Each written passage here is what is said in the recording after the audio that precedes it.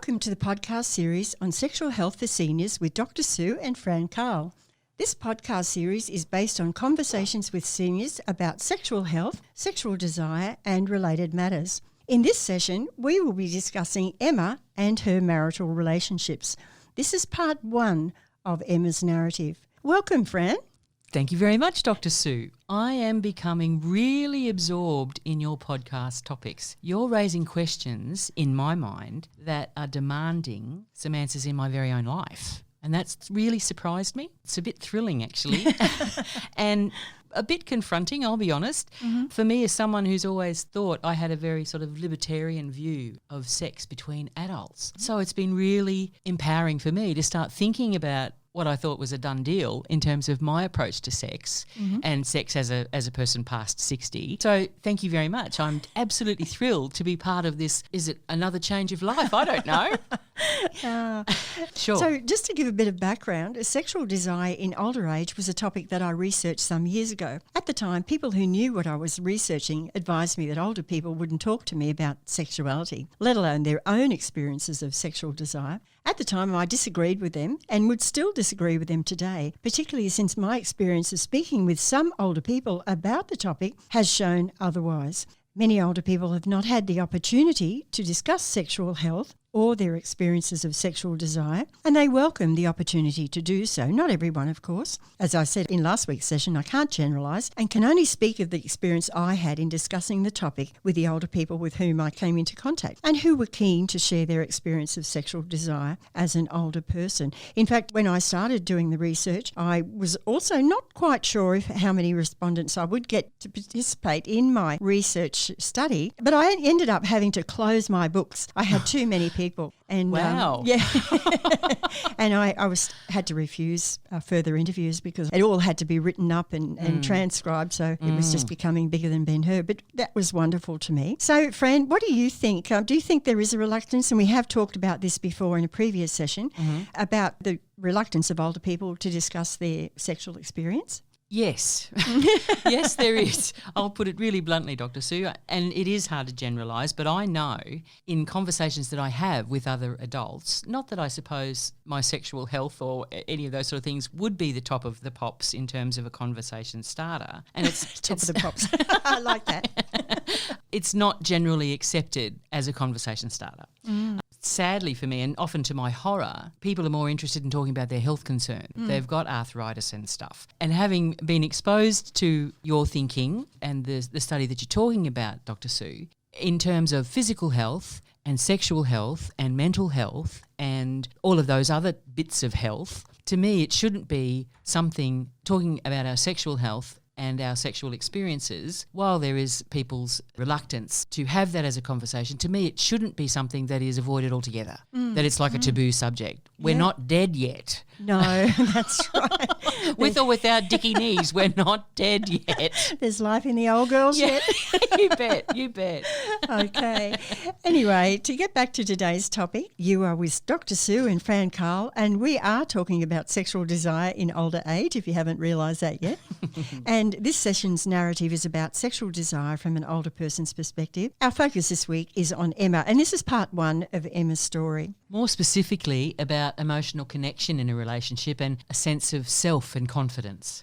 Emma was an attractive lady aged 68 years. There was an air of self-confidence about her that gave an impression of self-sufficiency and capability. Emma had been twice divorced and had lived alone in her own home for several years. Her first marriage ended only after a few years. She met her first husband when she was only 14. I adored him. Emma recalled. Absolutely adored him. But in reality, he should never have married me because we were both too young. A few years later, I found out he was with other women and I was heartbroken. Heartbroken. After the marriage ended, Emma struggled as a single parent. She remembered feeling terrified. I was young, she said. I had little children. I was living on food relief because my husband didn't send me any money, so I had no cash. I went to the police station once a fortnight and got a piece of paper that said I could get food, and that terrified the hell out of me. 5 years later, Emma remarried. In her words, she said, I'm married for every wrong reason.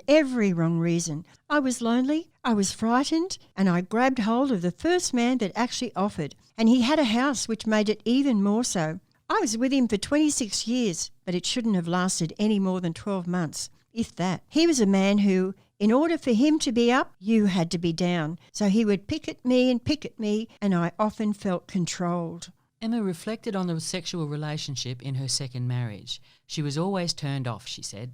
Emma described her husband's approach to sex as perfunctory, more of a release than anything.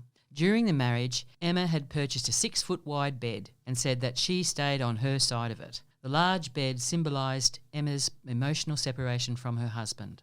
Eventually, Emma left her second marriage, and as an older woman, Emma soon gained control over her life. About 6 months after the marriage breakup, Emma noticed an advertisement in the local paper. A man several years younger than Emma was seeking a casual affair. Emma was lonely and said that she wanted to feel a man in her arms and try sex again, perhaps get a chance at romance and sex. So she responded to the advertisement, not knowing what to expect. She said she had no idea what she was going to feel, no idea at all. In her words, Emma exclaimed that the sex was fantastic, but the relationship less so.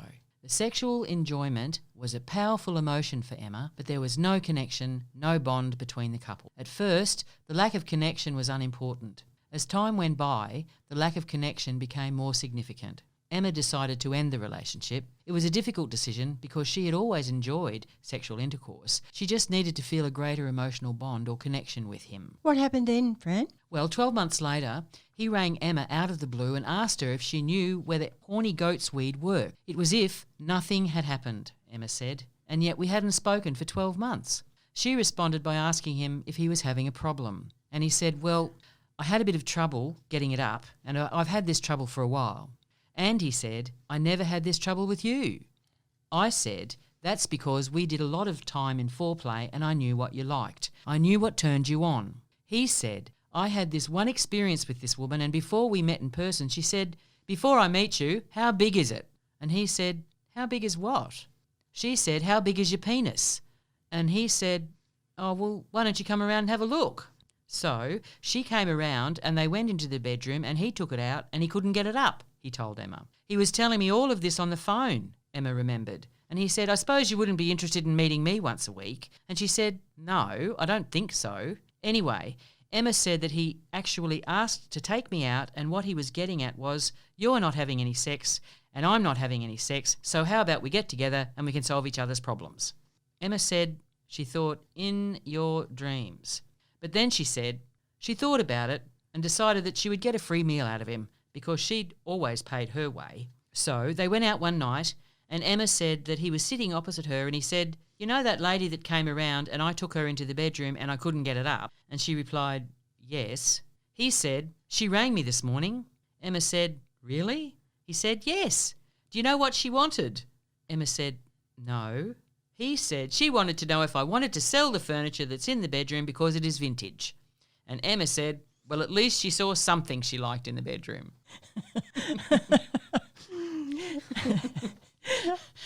Emma did not resume the relationship. Emma said that she had no desire to resume a relationship that had become unfulfilling to her.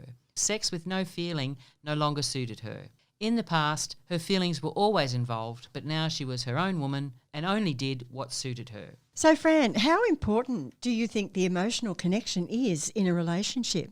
And do you think it's different for men than for women in general? This is difficult to answer, Dr. Sue, because it's so hard to stop generalising.